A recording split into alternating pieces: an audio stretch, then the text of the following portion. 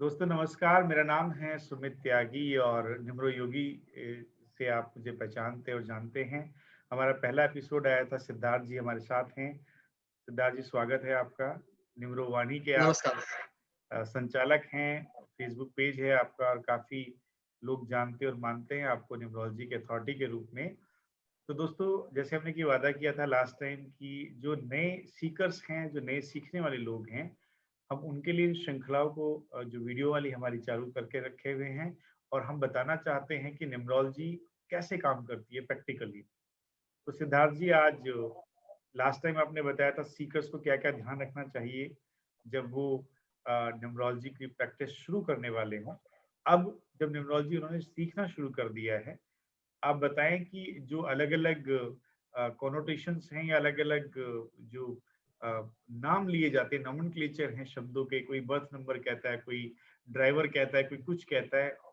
आप बहुत जनरलाइज़ वे में लोगों को समझा पाएँगे, बहुत सिंपल वे में बता पाएँगे कि ये डेट ऑफ बर्थ के जो अलग-अलग कंपोनेंट्स इनको न्यूमरोलॉजी के स्टूडेंट कैसे समझें और क्या उनका रेलेवेंस है? सिद्धार्थ जी। बिल्कुल, बिल्कुल। तो किसी भी व्यक्ति के लिए उसकी जीवन में 2 चीज़ें हैं जो बहुत इम्पोर्टेंट है। पहला, उसका जन्म की तारीख, जी, दूसरा उसका नाम। तो हमारे इस पूरे न्यूमरोलॉजी में या अंक ज्योतिष में ये चीज़ें इन्हीं दोनों से आएँगी। हम जितने भी नंबर्स पढ़ेंगे, जितने भी नंबर्स को समझते हैं, जितने भी नंबर्स का अध्ययन करते हैं, वो इन दोनों से ही आता है। जी। सबसे पहले हम लेते हैं जन्म तारीख। तो हुँ, जन्म तारीख में चाहे आपका वो दिन हो, चाहे आपका महीना हो, चाहे आपका साल हो या सारे एक साथ है, सबका अपना-अपना इम्पोर्टेंस है। सबसे पहली चीज़ है मैं इन नंबर्स के आगे जाऊँ, जन्म तारीख में आने वाली हर एक संख्या का अपना महत्व है। जी, वो कुछ ना कुछ प्रभाव उस इंसान पर डाल रहा होगा। हमें उसी प्रभाव को समझना है। इसमें हुँ, सबसे पहला जो मूल जिसको अंक की बात करते हैं, हिंदी में उसको मूलांक बोले या उसको डे नंबर बोले या बर्थ नंबर बोले या ड्राइवर नंबर बोले या जितनी भी तरह के नाम को हम बोले, जो भी आपकी जन्म तारीख है, उसको हमने जोड़कर एक सिंगल डिजिट में ले आया। जैसे किसी की जन्म तारीख अगर 28 तारीख है, तो उसको हमने 2 और 8 10 कर दिया और वो 1 बन गया। तो उसका जो बर्थ नंबर है, वो 1 है। जी, वो ये हमारा पहला है। दूसरा जो उसके जीवन में है, जो दूसरी पहिया है, जो जन्म तारीख से आ रही है, वो है उसके पूरे जन्म तारीख के अंकों का सम। जैसे कि किसी व्यक्ति की जन्म तारीख अगर 28 नवंबर 2020 है, तो हमने 2, 8, 1, 1, 2 और 2 मतलब दिन, महीने और साल सबको हुँ, जोड़ दिया। जैसे हम देखें 8, 2, 10, 2, 12, 4, 16 तो ये जो 16 है, ये उसका डेस्टिनी कंपाउंड है। जिसका जी। भी अपना एक महत्व है और इनको भी हम साथ में जोड़ दें तो ये बना 7। तो मूल रूप से ये जो मतलब आप व्यक्ति है आपने कहा कि दोनों नंबर्स को सिंगल डिजिट में लेके आना है। 28 को जब 2 और 8 जोड़ा तो 1 बना, तो मूलांक या जी, बर्थ नंबर 1 हो गया। पर आपने जी, कहा कि पूरी जन्म तिथि का डेट, मंथ और साल सबको जोड़ दिया और जो टोटल 16 आया वो व्यक्ति का डेस्टिनी नंबर बना। और ये दोनों बिल्कुल, वाइटल पार्ट है किसी भी डेट ऑफ बर्थ के। जी, बिल्कुल। ये 2 इम्पोर्टेंट पहलू हैं। जहाँ मैं इन नंबर्स की बात कर रहा हूँ 1 और 7 की, तो उस 1 को बनाने वाली 28 और उस 7 को बनाने वाला 16 जी, उनका भी महत्व है। उनके महत्व को हम कभी भी खत्म नहीं कर सकते। जी, उनका भी महत्व है जिसका भी हुँ, अध्ययन करना ज़रूरी है। जी, जन्म तारीख से आने वाली तीसरी संख्या है, उसका हम ज़ोडिएक बोले या उसको हम उसके महीने का अंक बोले, दोनों ही बोल सकते हैं। जी, आपके महीने और डेट से सूर्य की स्थिति पे हमने ज़ोडिएक डिफाइन किया। हुँ, यहाँ एक बहुत ही इम्पोर्टेंट चीज़ ये है, जो अक्सर कन्फ्यूजन होता है, इसको कभी भी एस्ट्रोलॉजी के सूर्य राशि से या चंद्र राशि से ना मिलाएँ। जी, वो कुछ लोगों को बिल्कुल ही कन्फ्यूज़न अलग होता है। है। जी, जी, बिल्कुल, वो बिल्कुल ही अलग है। किसी की सूर्य राशि, किसी की चंद्र राशि कुछ और हो सकती है, लेकिन हुँ, उसके डेट ऑफ बर्थ से जो अंक आ रहा है, हुँ, वो अलग है। उसका जी, अपना महत्व है, इसको जी, न्यूमरोलॉजी के तरीके से ही देखना चाहिए। जी, जी, दूसरा जो सबसे बड़ा कन्फ्यूजन पॉइंट यहाँ आता है कि कुछ ऐसी राशियाँ हैं, जिनके ऊपर भारतीय मत में किसी ग्रह का आधिपत्य माना जाता है, हुँ, पाश्चात्य मत में किसी और का आधिपत्य माना गया है। जी, हकीकत ये है कि वो वैसी राशियाँ होती हैं जिनको एक से ज्यादा ग्रह का आधिपत्य उनके ऊपर है। तो माना आपको जाता है। दोनों का प्रभाव विलोकन देखना चाहिए। जी। तो हम बात करते हैं किसी व्यक्ति पे प्रभाव किसका पड़ रहा है। जैसा कि मैंने शुरुआत में ही बोला, किसी भी व्यक्ति पर उसके जन्म तारीख के हर एक अंक का प्रभाव है। बट ये जो अंक हमने कैलकुलेट किया, ये जो अंक हमने निकाला उस चीजों को समझने के लिए, उसका भी एक प्रभाव है। जी। तो अगर हम मूलांक की बात करें तो मूलांक उस इंसान की प्रकृति, उस इंसान की नेचर, वो जी। किसी सिचुएशन में कैसे रिस्पॉन्ड करेगा, किसी सिचुएशन में कैसे रिएक्ट करेगा, उसको गवर्न करती है। अगर उसकी हम भाग्यांक या डेस्टिनी नंबर की बात करें, जी। वो इंसान के जीवन जीने की शैली, हम्म। उसकी प्रकृति, उसके रास्तों को तय करती है। जी। और वहीं अगर उसके हम जॉडियक को देखें, उसके राशि क्रम को देखें अंक ज्योतिष के हिसाब से, तो वो उस व्यक्ति के स्वास्थ्य पे, उस व्यक्ति के पारिवारिक संपदा पे, उस व्यक्ति की रिलेशनशिप अफेयर पे, जहां वो दूसरे से इंटरेक्ट कर रहा है, जी। उन चीजों को गवर्न करता है। जी। साथ ही साथ एक बहुत ही महत्वपूर्ण चीज ये है, इसको ऐसे ना समझे कि कोई एक चीज सिर्फ एक ही गवर्न कर रहा है। इन चीजों में इन नंबर्स का प्राइमरी रोल है, इनका रोल थोड़ा ज्यादा होगा, लेकिन बाकियों का भी रोल होगा। ऐसा जी। बिल्कुल ना समझे कि सिर्फ और सिर्फ इनका ही रोल है, बाकी का रोल नहीं है। जी। बाकियों का भी रोल है, लेकिन साथ ही साथ इनका रोल ज्यादा है। यहाँ मैं आपसे जानना चाहूंगा कि आप किस संख्या से क्या पहलू लेना चाहते जी। सिद्धार्थ जी, मेरा जो मानना है और मेरा एक्सपीरियंस ये कहता है कि जो बर्थ नंबर है, जिसको जैसे आपने 28 का एग्जांपल दिया, 28 नवंबर आज की तिथि है, तो ये अंक हमारी पर्सनालिटी को डिफाइन करता है, करेक्टर को डिफाइन करता है, और हमारी जो वर्च्यूज हैं, क्वालिटीज हैं, वाइसेस हैं, प्रॉब्लम्स हैं, इनफैक्ट टू सर्टेन लेवल जो बाय डिफॉल्ट डिजीजेस भी हैं, जैसे किसी को पैदाइशी कोई बीमारी है, उसका इंडिकेटर भी आपको बर्थ नंबर से मिल सकता है। इसके अलावा बर्थ नंबर के अंदर ही, चाहे वो सिंगल डिजिट में हो या डबल डिजिट में हो, उसकी जनरेशन का उस पर क्या असर है, जिसको जेनेटिक्स आप बोलते हैं या जेमोलॉजी बोलते हैं, वो तक भी देखा जा सकता है। मेरे अनुभव और मेरे कुछ प्रैक्टिकल्स के आधार पे मैं कह रहा हूँ। कुछ केस स्टडीज में मैंने ये नोटिस किया कि जिन लोगों को जेनेटिक इश्यूज हैं या फिर माइंड में प्रॉब्लम्स हैं या साइकोलॉजिकल इश्यूज हैं, वो रिफ्लेक्ट कहीं ना कहीं बर्थ नंबर पे भी होता है। उसका म्यूटेशन कई बार या उसका जो डिसहार्मोनाइज्ड होना है, वो डेस्टिनी से भी डिपेंड करता है। तो बर्थ नंबर से मैं पर्सनालिटी, करेक्टर, उसके जो गुण हैं बाय डिफॉल्ट, बाय बर्थ जो भी क्वालिटीज है किसी की, वो देखता हूँ। और पर्सनालिटी कैसे उभर के आएगी, निकल के आएगी। और डेस्टिनी जो आपने कहा टोटल डेट ऑफ बर्थ का, मैं उससे देखता हूँ उसकी लाइफ के आने वाले जो डिस्टाइंड पाथ पे इंपॉर्टेंट चीजें हैं, उसको जो मिलने वाली चीजें हैं, जो बाहर की दुनिया से उसको क्या मिलने वाला है। लाइक सपोज उसकी पत्नी, अगर मैं एग्जांपल लूँ तो उसकी वाइफ कैसी होगी, किस बैकग्राउंड से आ रही है। बच्चों के बारे में अगर देखना चाहें तो ये डेट ऑफ बर्थ, लेकिन उसमें थोड़ा सा और रिफाइंड प्रिंसिपल में पूरी डेट ऑफ बर्थ देखते हैं हम लोग, not only these two numbers compound. और बिल्कुल लास्टली मैं बिल्कुल। कहना चाहूंगा वेरी बहुत जिम्मेदारी के साथ कि इनफैक्ट व्यक्ति की डेथ, उसकी मृत्यु, मृत्यु का कारण और मृत्यु का समय, समय इन द सेंस कि कैसा वो काल परिस्थिति होगी जब उसको डेथ मिलेगी, और किस रीजन या बीमारी से वो व्यक्ति दुनिया से जाएगा, ये तक भी डेस्टिनी नंबर से देखा जा सकता है। ये रिसर्च का विषय है, बहुत कम इस पे काम हुआ है। कंटिन्यू करता हूँ आपसे आगे पूछने के लिए, क्या डेट ऑफ बर्थ के हर एक नंबर की रेलिवेंस है? बिल्कुल है। इसको हम ऐसे समझे, हमारे हाथों में ये 5 उंगलियां हैं। जी। इस 5 हमारे जन्म तारीख की जो अलग अलग संख्याएं हैं, वो इस 5 उंगलियों की तरह है। जी। 5 हो जरूरी नहीं है, बट इनकी तरह है। इसमें से किसी एक को मैं हटा दूं तो ये पूर्ण नहीं, अपूर्ण होगा। जी। वही हमारी जन्म तारीख है। जन्म तारीख की हर एक संख्या का अपना महत्व है। कौन सी संख्या आगे आ रही है, कौन सी संख्या पीछे आ रही है, किसके बीच में है, आगे कौन है, पीछे कौन है, उसका भी प्रभाव पड़ता है। अंक हम इंसानों की तरह है।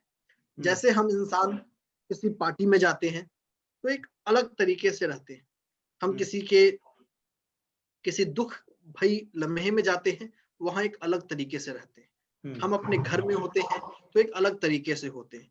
हम अपने ऑफिस जाते हैं एक अलग तरीके से होते हैं। जी कुछ ऐसा ही प्रकृति अंकों का भी है। अंक जी किसके साथ हैं, कहाँ हैं, इनका बहुत उस पर प्रभाव पड़ता है। और इसको ऐसे समझे कि अंकों की जो प्रकृति है वो दो प्रकृति है। जी एक वो प्रकृति है जो मौल भौमिक रूप में उनको मिली है, जो उनकी नेचुरल ट्रेट है।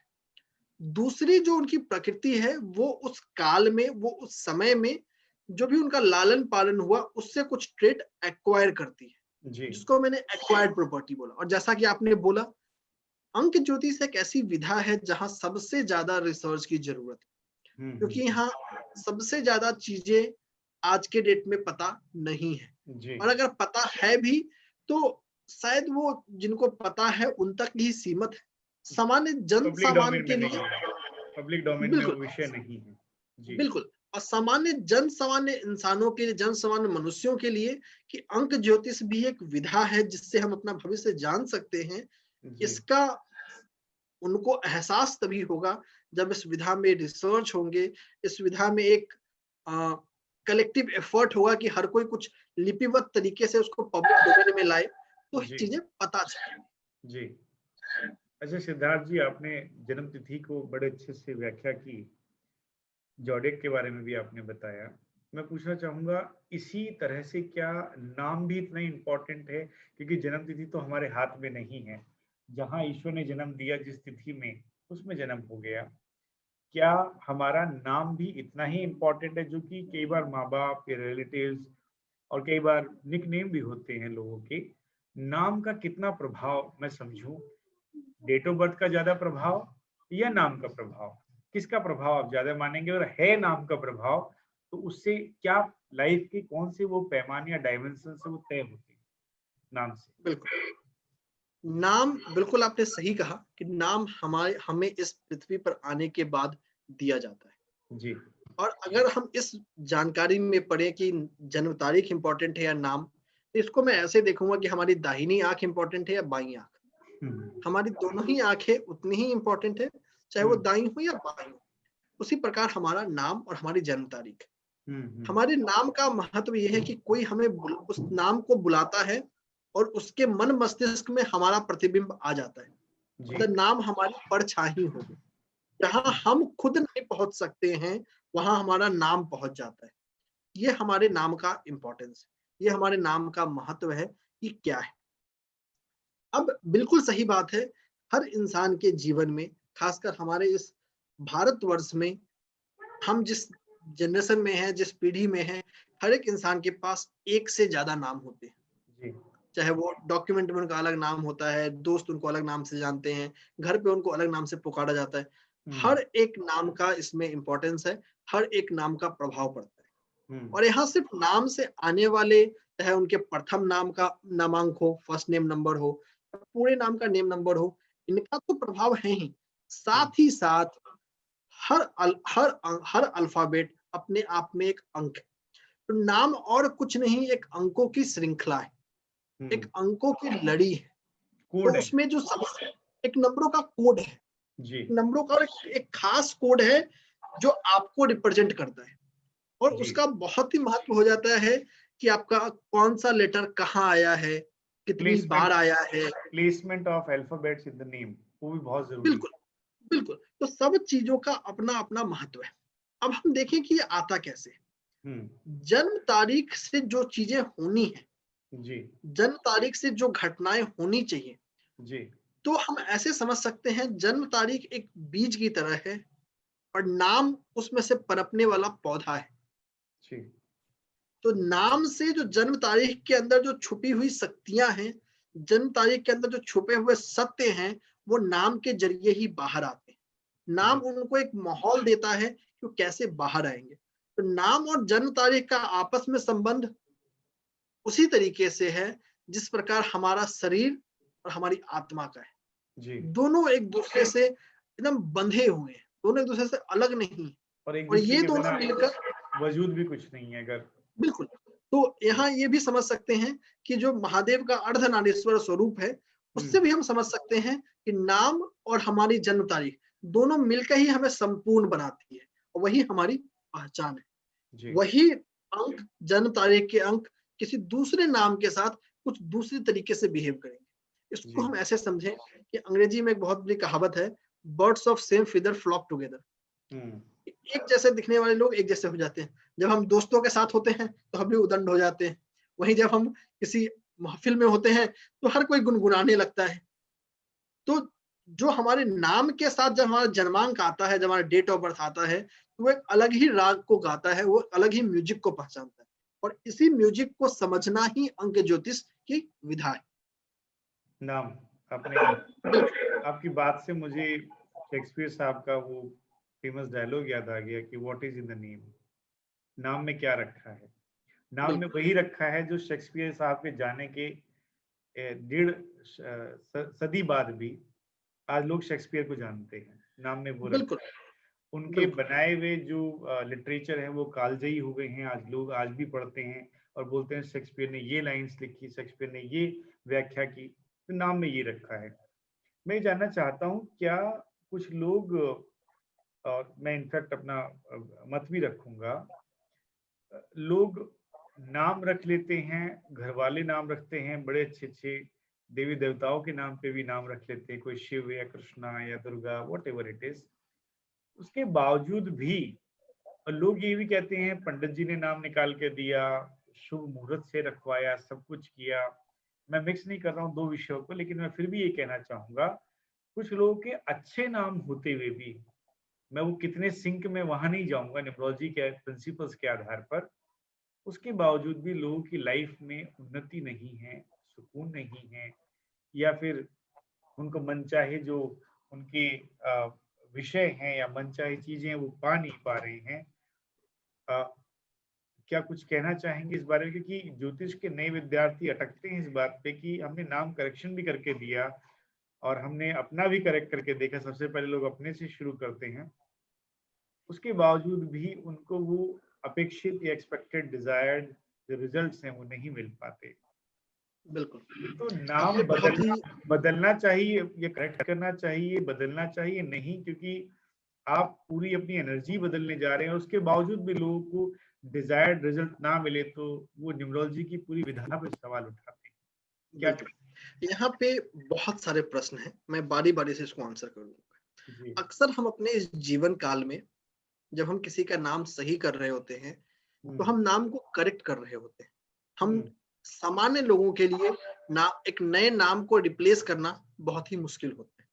जी तो आप अपने नाम को कितना भी करेक्ट करेंगे, जो नाम के कुछ बेसिक फीचर हैं, क्योंकि आपने नाम वही रखा है मूलतः, तो उसका कुछ प्रभाव है। दूसरा, आप उस नाम को एक लंबे अरसे से फॉलो करते आ रहे हैं, तो ऑब्वियसली उसमें आपके डेट ऑफ बर्थ के साथ कुछ जुड़ा हुआ है, आपके सबकॉन्शियस से वो जुड़ा हुआ है। जुड़ा हुआ है। उस जुड़ाव को तोड़ के एक नया जुड़ाव बनाने में समय लगता है, और ये जी उतना ही समय लगता है कि एक बीज को हम मिट्टी के अंदर डाल दें और उसको पानी ना दें, तो बीज कितना भी अच्छा हो उसका पौधा नहीं निकल सकता। तो इस बीज में जो हमने खाद, मिट्टी, जो पानी जो डाला, वो हमारा विश्वास है, वो हमारी श्रद्धा है अपने उस नाम के ऊपर कि हाँ ये काम करेगा। तो ये पहली पहलू है। दूसरी पहलू यहाँ ये है कि क्या सिर्फ नाम बदलने से हमारा काम हो जाएगा? तो इसका जवाब है नहीं। अंक ज्योतिष में बहुत सारे ऐसे पॉइंट हैं जहां पे और उद्भेदन की और रिसर्च की जरूरत है। अगर हम दूसरी विधाओं को देखें तो उसमें इंसानों के बारे में, इंसानों के कर्म को, इंसानों की जो लाइफ जर्नी रही है, उसको पहचानने के बहुत सारे तरीके डिफाइंड है। बहुत सारे एस्पेक्ट्स हैं जिससे हम इंसानों के कर्म को पढ़ सकते हैं। अंक ज्योतिष में ऐसी कोई पब्लिकली नोन फैक्ट नहीं है। हाँ, इंडिपेंडेंट रिसर्चर्स हैं जिनका अपना अपना ज्ञान है, अपना अपना अनुभव है, जिसके जरिए वो उस चीज को पकड़ लेते हैं। लेकिन ये एक ऐसी चीज है जो नए विद्यार्थियों के लिए काफी मुश्किल होता है कि आप सिर्फ बिल्कुल बिल्कुल तो मतलब अपना अपना गड्ढा खोदो और कुआं खोदो और अपना अपना पानी बिल्कुल निकालो, वैसी बिल्कुल स्थिति। वही अगर हम दूसरी ज्योतिष की विधाओं की बात करें तो वहां हम एक नहीं हजारों ग्रंथों का नाम ले सकते हैं, जहाँ पे महान जी, ऋषियों ने अपने अपने विचार लिखे। और जो भी नए प्रशिक्षु हैं, पहले वो उनको पढ़ते हैं, उनका मूल्यांकन करते हैं, फिर अपना रिसर्च करते हैं। तो उनके पास एक बेस प्लेटफॉर्म होता है। अंक ज्योतिष में ये बेस प्लेटफॉर्म है ही नहीं। तो जो कोई भी शुरुआत कर रहा है, उसे वो बेस प्लेटफॉर्म या तो खुद बनाना है, या फिर जो उसका एक्सपर्ट मेंटर है, जो उसका गुरु है, वो उसको वो बना बनाया देता है। जो बना बनाया मिलने की चीजें होती हैं, वो आपकी प्रकृति पे, आपके भाग्य पे भी निर्भर करता है कि आपको वो मिलेगा या नहीं मिलेगा। तो यहाँ ये तो जो कर्म के जो सिद्धांत हैं, उसको इनसे पकड़ना, जब हम इस दिशा में अपना रिसर्च करते हैं, इस दिशा को हम जब पकड़ते हैं, तो हमें हमारा जवाब मिलता है कि नाम क्यों अधूरा है। दूसरा, ये एक ऐसा विषय है जो बहुत लोगों को क्लास नहीं आएगी, जो मैंने स्टार्टिंग में नहीं लिया। जन्म तारीख को पर्सनली मैं कभी भी बिना जन्म समय और जन्म स्थान के अधूरा मानता हूँ। मैंने हमेशा इस चीज को लिखा है कि हाँ, इस चीज को मैं सहमत हूँ कि आज की तारीख में ऐसी कोई विधा नहीं, ऐसा कोई रिसर्च नहीं, जिसने लिपिबद्ध तरीके से अंक ज्योतिष के अंदर में इनका अध्ययन किया। लेकिन सिंस हम प्रशिक्षु हैं, एक आरोप लगता है ऐसे में कि न्यूमरोलॉजी का नाम लेकर आप कुंडली के द्वारा, मतलब जो लोग इस तरह, मैं खुद टाइम लेता हूँ और जो प्लेस ऑफ बर्थ है उनके भी नंबर्स को और टाइम का जो मिनट्स हैं, आवर्स, उनको भी काउंट करता हूँ व्हाइल डिसाइडिंग द थिंग्स। लेकिन ये आरोप लग सकता है कि भाई इससे तो आप कुंडली बना के कुंडली से सपोर्ट ले लोगे। देखिए, आरोप ये सच है। प्रत्यारोप तो इस कालजयी समय का प्रभाव है, इसे हम बंद नहीं कर सकते। लेकिन हम ये बोले कि इनका प्रभाव नहीं है, तो जो लोग ये बोलते हैं, उनको इसका आंसर साइंस में ढूंढना चाहिए। हम्म। जब हम साइंस में दिन की बात करते हैं, जब हम तारीख की बात करते हैं, तो हमारा तारीख का डेफिनेशन ही पृथ्वी के अपने अक्षांश के घूमने पे। पृथ्वी अपने अक्षांश पे एक चक्कर लगभग 23 घंटे 56 मिनट के आसपास सॉरी, मोटा मोटी 24 घंटे लगाती है। और जब वो अपना एक चक्कर पूरा कर लेती है, उसको हम एक दिन डिफाइन करते हैं। ये साइंस का सब्जेक्ट है, इसमें ज्योतिष न्यूमरोलॉजी कहीं नहीं। तो हम्म। वहां भी हमने क्या देखा, वहां हमने 24 घंटे देखा। जब वहां हम घंटे देख रहे हैं, तो इसको ऐसे समझना कि हम जो चीज जिससे बन रही है, हम उसी का ध्यान नहीं कर रहे। हाँ, मैं इस चीज पे भी सहमत हूँ कि हो सकता है कि कुछ लोग इससे कुंडली बना रहे हों, लेकिन साथ में हमें ये भी ध्यान रखना है कि भारत में ही विद्वान हुए हैं नारायण दत्त श्रीमाली जी, जिनकी अपनी खुद की रिसर्च रही है, जिनको उन्होंने कुछ लिपिबद्ध किया है, जहां उन्होंने कुंडली बनाई तो जरूर है, लेकिन उसको कुंडली के सिद्धांतों से नहीं देखा है, उसको अंक ज्योतिष के सिद्धांतों से देखा है। और उनका अपना गणित है, अपना रिसर्च है वहाँ। तो हम किसी के भी अध्ययन को, किसी भी के गणित को चैलेंज नहीं कर सकते। तो हाँ, सवाल हम पूछ सकते हैं, लेकिन नए विद्यार्थियों के लिए हमेशा ये रहता है कि आप कोशिश तो करो, क्या पता कुछ अजूबा मिल जाए। जब वास्को डी गामा भी निकला था, तो वो अमेरिका ढूंढने निकला था, लेकिन पहुंचा कहाँ, भारत। उसने सोने की चिड़िया भारत को ढूंढ लिया। उसी तरीके जब हम इस जन्म समय को और जन्म स्थान को लेते हैं, तो क्या पता हमें कुछ ऐसा मिल जाए जो हमने कभी सोचा भी ना हो, जो हमें किसी ने बताया भी ना हो। एक बहुत बड़ी चीज है कि हमने इसके पीछे एक परसेप्शन कर दिया है कि नहीं, ये एस्ट्रोलॉजी का पार्ट है, ये न्यूमरोलॉजी का पार्ट है। इंसान वही है। इसी से जुड़ा हुआ एक सवाल, इसी से जुड़ा हुआ एक सवाल, हो जी सकता है बिल्कुल, बता। कंट्रोवर्शियल हो सकता है, पर आज जब विषय को लेके बैठे हैं तो उस पे चर्चा जरूरी हो जाती है। क्या न्यूमरोलॉजी का ज्योतिष या एस्ट्रोलॉजी से कोई संबंध है तो कैसे? देखिए, यहाँ पे मैं ये बोलूंगा, ये जितनी भी विधाएं हैं, हम्म। चाहे वो, जब हम ज्योतिष की बात कर रहे थे, यहाँ वैदिक ज्योतिष की बात करें, और वैदिक ज्योतिष ही एकमात्र ज्योतिष नहीं है, वहां भी केपी है, जैमिनी है, वहां भी बहुत सारे ज्योतिष है। ये सारी ही विधाएं कहीं ना कहीं अलग भी हैं, और कहीं ना कहीं एक भी है। तो इसको हम ऐसे एक समझ बोलेंगे सकते या हैं। इंटरकनेक्टेड कहेंगे साहब? एक बोलेंगे या इंटरकनेक्टेड कहेंगे इनको? क्योंकि एक कह दिया तो फिर विद्वानों को ये लगेगा कि भाई हमने तो, हमारे सिद्धांत अलग हैं, हमारे प्रिंसिपल्स अलग हैं, हमारी प्रैक्टिस अलग है, इम्प्लीमेंटेशन अलग है, हम साइंटिफिक जो पैटर्न्स हैं वो हमारे अलग हैं। बिना ज्योतिष या बिना कुंडली बनाए भी हम देख सकते हैं, करेक्शन कर सकते हैं, नाम मेरा मूल क्वेश्चन फिर मैं आपसे दोबारा रिपीट कर रहा हूँ, क्या इनका न्यूमरोलॉजी एस्ट्रोलॉजी का आपस में कोई संबंध है? और न्यूमरोलॉजी के क्या जो जो विद्वान हैं वो कहीं ना कहीं क्या प्लैनेट्स के जो नेचर हैं, जो ग्रहों के नेचर हैं, उनको कनेक्ट करते हैं नंबर से किसी तरह से? देखिए, यहाँ पर ये एक बहुत ही मतांतर वाला विषय है, जहाँ पे सबका अपना अपना मत हो सकता है। जी। इसको हम ऐसे समझें कि एक परिवार है जिसके दादाजी एक पार्टिकुलर लाइफ जिए, जिसके बच्चे ने एक अलग जीवन शैली जी, उसका जो पोता आज के समय में है वो एक अलग जीवन शैली जी रहा है, लेकिन है सारे एक ही परिवार से।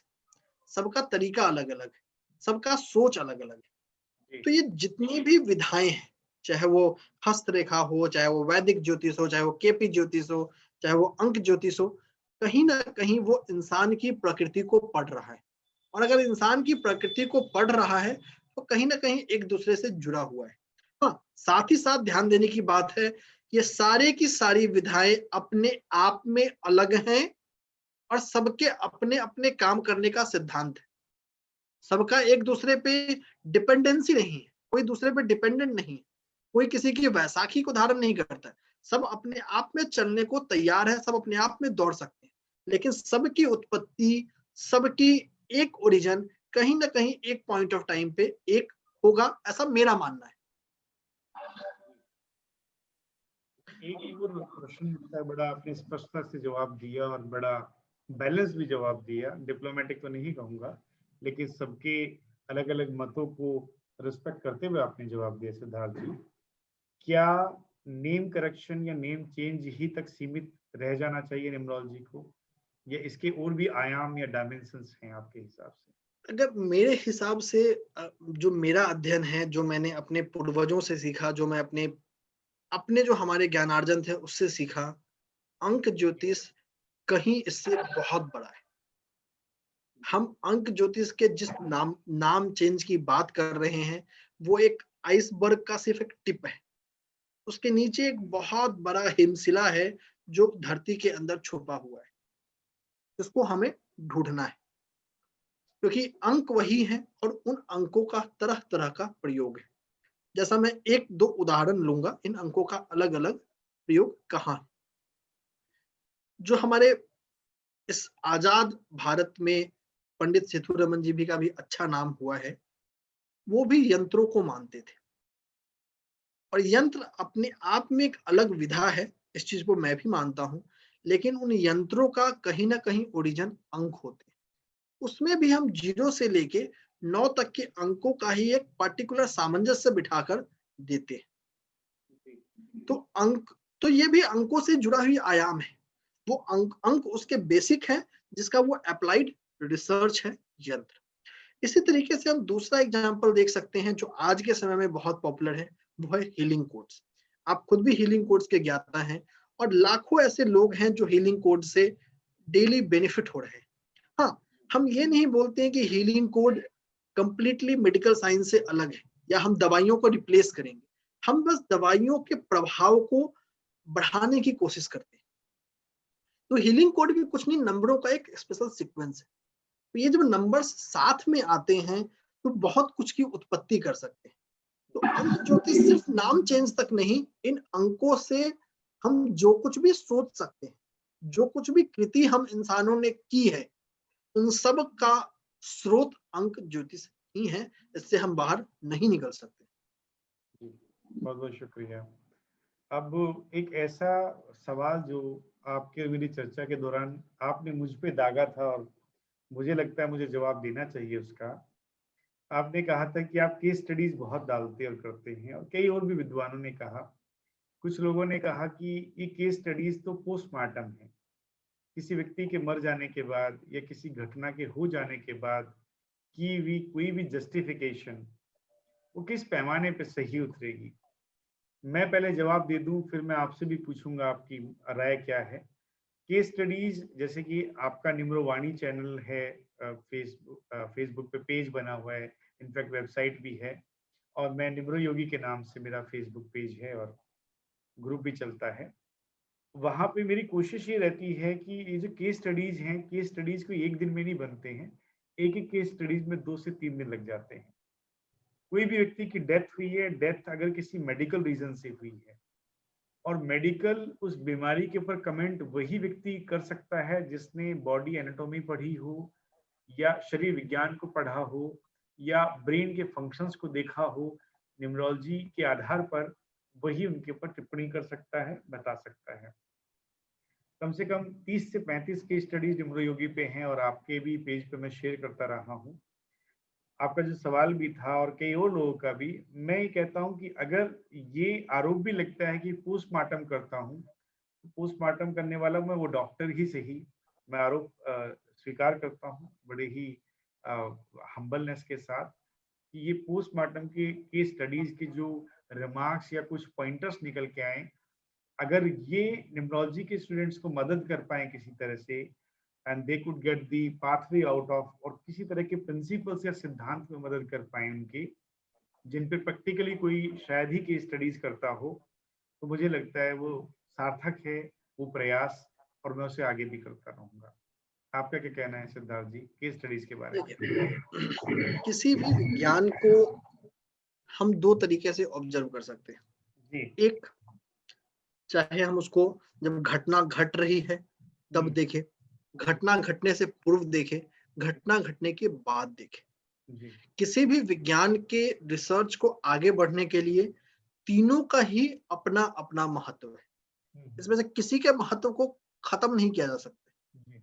घटना से पूर्व बताना, घटना के बाद बताना, और सबसे ज्यादा रिसर्च किसी विज्ञान में होता है तो आज के समय में दवाइयों में होता है। और यहाँ सिर्फ और सिर्फ आपका रिजल्ट अच्छा हो या बुरा हो, आपको उसको दुनिया को बताना है।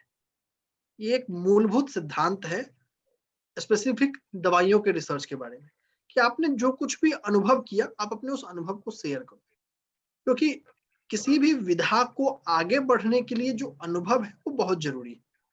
अब अनुभव आप तभी अवलोकन कर सकते हैं जब वो घटना पूरी हो गई, और घटना पूरी हो गई तो उसको हम पोस्टमार्टम बोले या कुछ भी बोले, वो कहीं ना कहीं एक थॉट प्रोसेस इन्वोक करता है कि हाँ, इस दिशा में भी हम सोच सकते हैं। और उन्हीं चीजों को जब हम सामंजस्य तरीके से जब हम मूल्यांकन करते हैं तो हम एक चीज डिफाइन कर सकते हैं, हम एक सूत्र बना सकते हैं, हम एक रूल बना सकते हैं। जब ऐसी चीजें आए तो इसकी संभावना ज्यादा होगी। तो पोस्टमार्टम आपके किसी भी घटना का फ्यूचर प्रेडिक्शन का एक बेस हो सकता है, एक नींव हो सकता है। एक केस स्टडी का कोई महत्व नहीं, लेकिन जब हम उसी विषय पर असंख्य स्टडी करते हैं तो हम कुछ निकाल के ला सकते हैं कि हाँ, इससे इस तरीके की घटनाएं हो सकती हैं। और जब वो चीज निकल गई तो फिर उसका हम मूल्यांकन करते हैं कि हाँ, हम भविष्य बताते हैं कि ऐसा होगा आपके साथ या ऐसा हुआ है। और जब वो व्यक्ति उसको कंफर्म करता है तो हमारे उस केस स्टडीज की जो मेहनत थी, हमारे उस जो होमवर्क की जो मेहनत थी, वो हमारे होमवर्क की तरह है। और जो फ्यूचर प्रेडिक्शन है वो एग्जाम है। तो जब तक हम होमवर्क नहीं करेंगे, जब तक हम प्रॉब्लम को घर पे सॉल्व नहीं करेंगे, एग्जाम कैसे देंगे? एग्जाम देने के लिए होमवर्क करना जरूरी है। किसी भी विधा को सीखने के लिए बच्चा बनना बहुत जरूरी है। जब आप बच्चे बन गए तब सब कुछ सीख जाएंगे। आप ये सोचें कि आपने नर्सरी में किसी स्कूल में एडमिशन लिया है, और जो आपने किया या जो आपके बच्चे कर रहे हैं वही आप न्यूमरोलॉजी में करें, आपको कोई नहीं रोक सकता। बहुत बहुत शुक्रिया सिद्धार्थ जी, बड़े ही बेतकल्लुफ होके मैं कहूँगा आपने हर सवाल का जवाब दिया। ये हमारी परिचर्चा सवाल जवाब ना होके एक आपस में बातचीत थी, लेकिन आपका काफी आज ज्ञान का जो आपने शेयरिंग की है नए स्टूडेंट्स के लिए। तो दोस्तों हम आते रहेंगे इसी तरह के विषय लेकर सिद्धार्थ जी के साथ और भी नए विद्वानों के साथ। ये प्रस्तुति है संयुक्त ज्वाइंट प्रेजेंटेशन है by Nimro Yogi in association with Nimro Vani, जिसको सिद्धार्थ जी चलाते हैं। मैं हूं आपका दोस्त सुमित के त्यागी। तो दोस्तों आपसे विदा लेते हैं। एक अंक ज्योतिष या किसी और अकल्ट साइंस के नए सब्जेक्ट के साथ आपसे फिर मिलेंगे। तब तक के लिए नमस्कार। नमस्कार। सिद्धार्थ जी बहुत शुक्रिया आपका। बहुत बहुत धन्यवाद। Thank you.